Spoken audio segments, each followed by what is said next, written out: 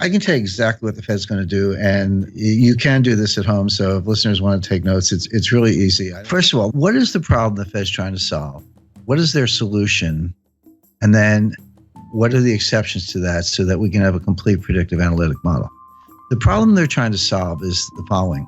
We know from a long series of experiences, 30 or more business cycles since the end of World War II, that when the U.S. is in a recession, you have to cut interest rates 3 to 4% to get the U.S. out of a recession. You need 300 to 400 basis points of cuts to get the U.S. It's like a plane heading for the ground. How do you pull it out of a nosedive and get it back up in the sky? The answer is 300 basis points of cuts. How do you cut interest rates 300 basis points when you're only at 75 basis points? The answer is you can't. And forget about negative rates. The evidence is now pretty good that negative rates do not work. In other words, negative rates are not more of the same.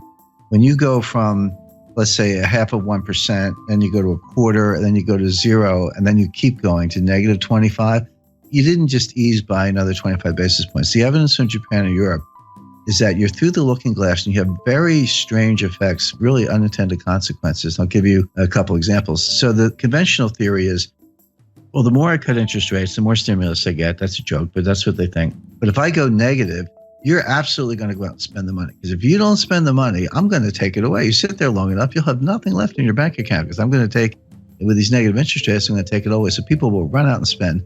And the other thing is that, it's obviously, from the lending point of view, they'll borrow money, because the bank pays you to be a borrower. But here's what happens in the real world. This is the difference between academics and human beings. When people see negative interest rates, people have goals in mind. They have lifetime goals, right? They want kids' education, parents' health care, their own health care, retirement. If you start taking their money away with negative rates, guess what they do? They save more. They're like, hey, I got to put my kids through college. You're taking my money. Well, I better save more. And then what kind of signal is the central bank sending with negative interest rates? They're sending a deflationary signal. So people go, well, if you think it's going to be deflation, I'm not going to spend money. I'll wait till the price comes down. So you're trying to encourage lending and spending. And what you get is more savings and no spending, deferred spending. You get the exact opposite of what you want. So again, another egghead experiment gone awry. But the point being, so negative rates don't work. So zero bound really is zero. It really is a boundary. And Bernanke has said this in his recent writings, and I think he's right about that. So back to the problem. How do you cut interest rates 300 basis points when you're at 75? Well, the answer is you can't. So you have to raise them to 300 basis points. So the problem the Fed is trying to solve is how do they get rates to 3.25% before the next recession?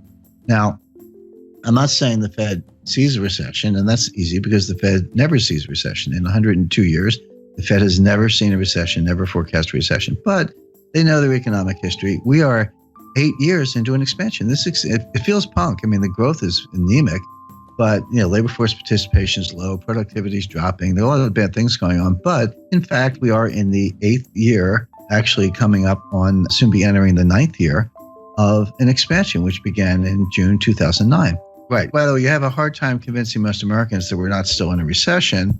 Depressions are different than recessions. The technical definition of a recession is 2 consecutive quarters of declining GDP with rising unemployment, a couple other bells and whistles, little subjective factors, but that's basically it.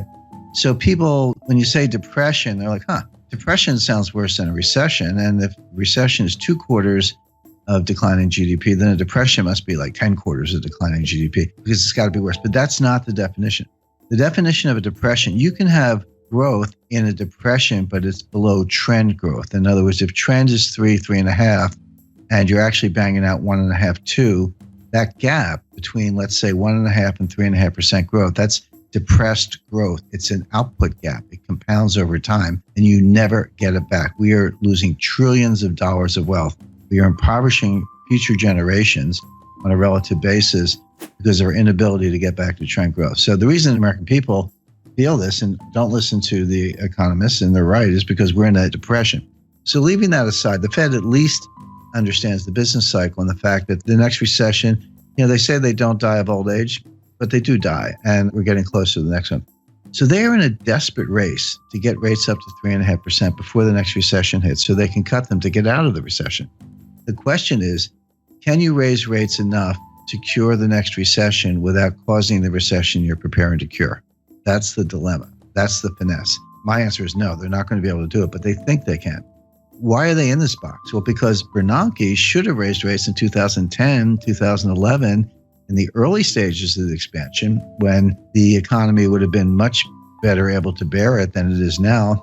Bernanke skipped a whole cycle. He skipped a whole rate increase cycle to pursue these wacky experiments and, QE and zero interest rate policy and all that. I spoke to Bernanke about this, and he used the word experiment. He said this was an experiment. Bernanke made his academic reputation by studying the Great Depression, in the wake of Friedman and Anna Schwartz and some others. But he was a great scholar of the Great Depression, and he got his chance to kind of try out his theories.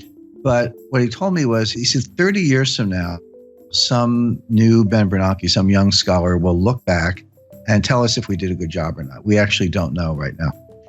See, the Great Depression was really two technical recessions, 29 to 33 and then 1937-38. But from 33 to 37, we had an expansion, but the whole thing was a depression because we never got out of it. The stock market recovered the 1929 high in 1954. It was a long time to get back to even. But Bernanke's mantra was, doing something is better than doing nothing. I completely disagree. It's better to do nothing if you don't know what you're doing.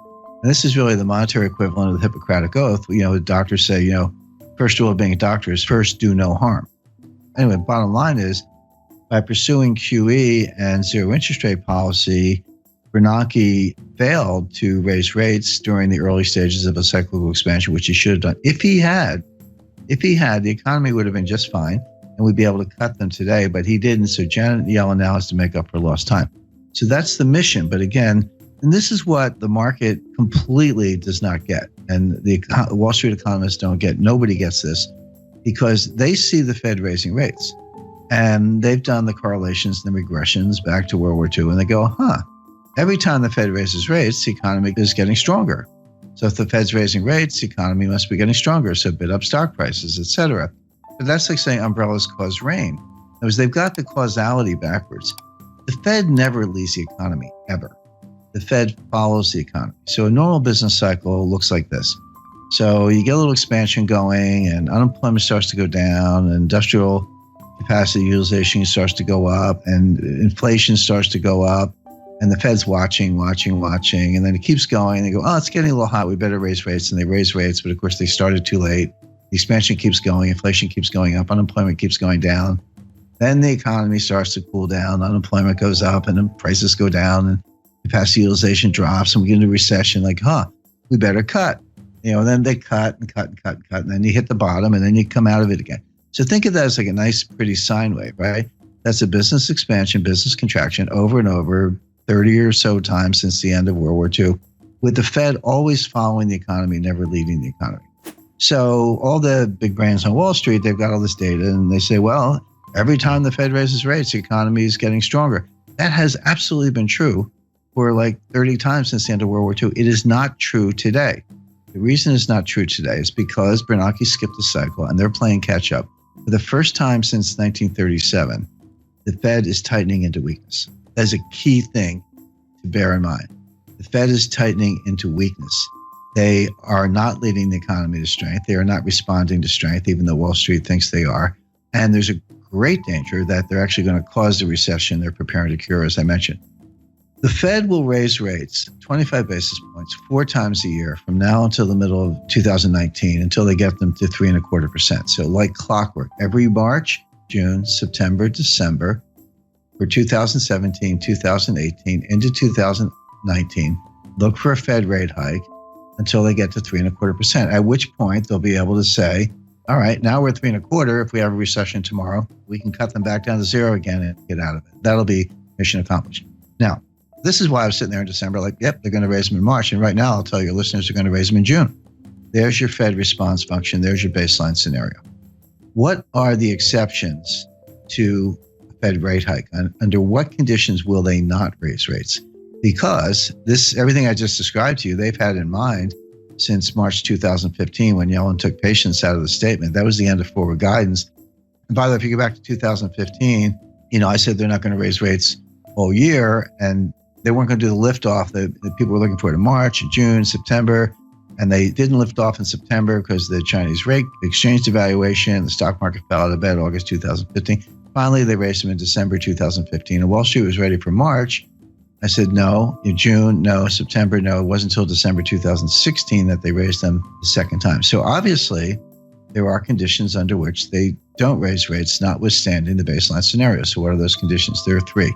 Well, four, actually. So if you see job creation below 75,000, that will cause them to pause. By the way, pause is the key word. If you go home through the speeches, you'll see the word pause in Dudley's recent remarks. Pause is the Fed's jargon for we're not going to raise rates. We got the Jim scenario, which I took from the Fed, it's their scenario, or a technical recession. So, we're going to know Friday what the first quarter GDP is. It's pretty close to negative, but I'm not saying we're in a recession now. We might be. But if you see a recession, they'll pause. You see job creation below 75,000, they'll pause.